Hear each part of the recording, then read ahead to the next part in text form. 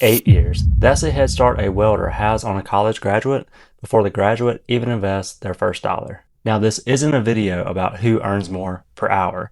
This is a video about something far more powerful, but a lot less talked about, and that is time. Specifically, what 8 extra years of compound growth in the stock market is actually worth in cold, hard dollars. So by the end of this video, I'm going to show you how a welder who never gets a raise, never gets a promotion, and only invests a modest, unremarkable amount of money, but starting 8 years earlier than a normal college graduate, ends up retiring with hundreds of thousands of more dollars. And not because the college grad earned more, but because the welder got to invest sooner. And real quick, if you don't already know me, my name is Ryan, and after working years of shift work, nights, weekends, holidays, I was finally able to reach that net worth millionaire status and finally become debt free. So if you're interested in pretty much anything personal finance and work a blue collar job, please consider subscribing. So now let's look at some real math of the welder versus the college graduate. So here's the real timeline for both people. So the welder normally finishes a certification program anywhere from 6 months up to 2 years, normally with little or no debt at all. And these trade programs run anywhere from $5,000 to $20,000.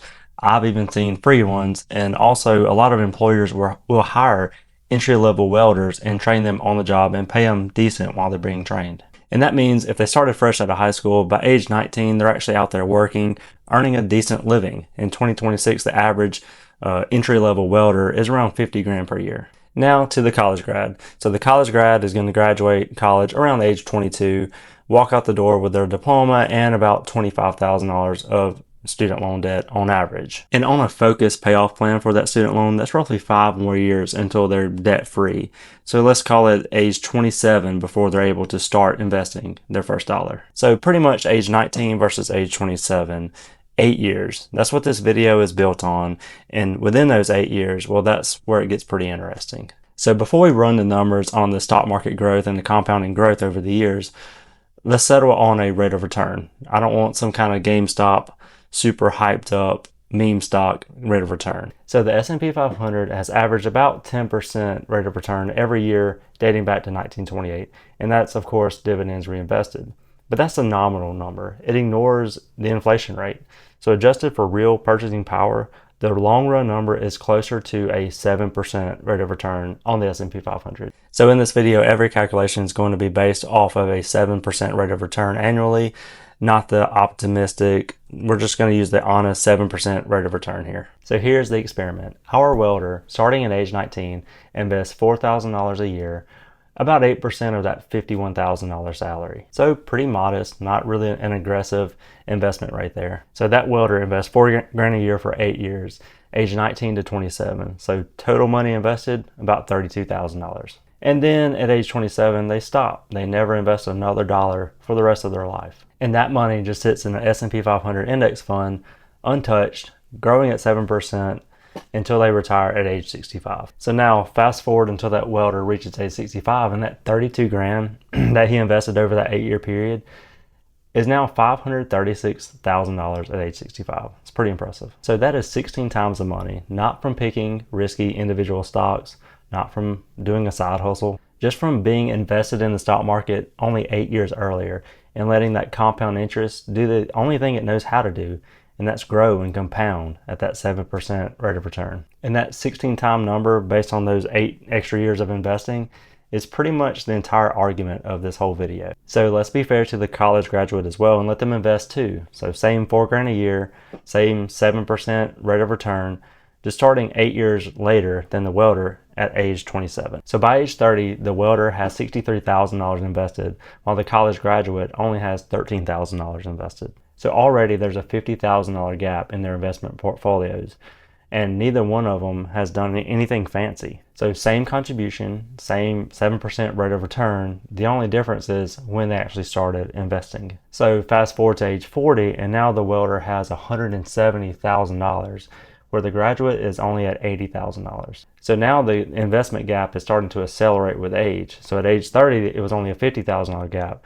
But by age 40, that gap has grown to $90,000. It's pretty impressive. So now by age 50, the welder is already at $408,000, while the graduate's at about $214,000. And obviously the gap pretty much doubled again just in that 10-year period, now sitting at about $190,000 investment difference. So now we finally reached age 65, the retirement age, and the welder's portfolio has grown to roughly $1.3 million, while the graduate's only sits at about $690,000. Still a good number, but that's a huge difference. And if you remember, only one variable was the difference in this whole scenario, and that's only 8 years of time. And that one variable is worth more than $500,000 at 65 years old. And this is a classic example of what people mean by when they say time in the market actually beats timing the market. And of course, it's not just a slogan, it's actually what compound interest does. And a lot of people ignore it. A lot of people look over it, and almost nobody starts early enough to actually experience that massive compound interest growth. And here's the thing, this model is actually fairly conservative.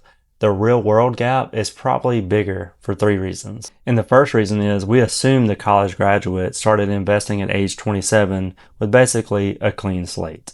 In reality, the Federal Reserve Bank of St. Louis found that 52% of college grads are underemployed in their first year out, and 79% of those are still underemployed 10 years later. And really, if that's the type of college graduate we're talking about, age 27 when they start investing is very optimistic. It could be 30, it could be never. So reason number 2 is I use the welder's base median salary for the whole calculation. We didn't factor in any kind of specialization welder at all. So if that welder actually sought a welding inspecting certification, welding inspectors earn anywhere from 80 grand to over 135 grand per year. And really, pipeline and structural welders routinely earn 6 figures easily in 2026. So if you specialize in any kind of welding by your late 20s, which is a normal path, not a rare one, and that contribution, your investment contribution goes up, that gap gets much wider at retirement now. So the third reason the gap could be much larger is we didn't even touch the welder's 401k employer contributions. So a welder that's working full time at age 19 gets 8 extra years of potential match that a still in school student can't access. And that's money the graduate mathematically can't even get back. So that $500,000 investment gap at age 65 isn't the worst case for the college graduate. It's actually probably the best case for the grad. So is the welder smarter? Well, no.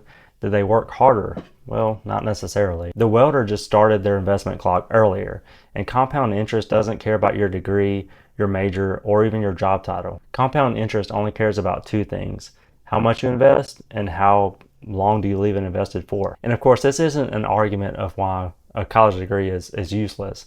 Plenty of degrees pay for themselves many times over. It's an argument about how time is an asset, and almost nobody, including myself, prices correctly at the young age of 18. An 8-year head start, parked in something as boring as an index fund, quietly outgrows almost every other financial decision you'll make in your 20s. And the most expensive thing about waiting 4 years to go ahead and start working and investing isn't necessarily the tuition of college, it's the 4 years of investment, that compound growth that you miss out on. So anyway, I really appreciate you watching the video. I'll try to make another video next week. Please like, subscribe, all that good stuff. I appreciate you watching.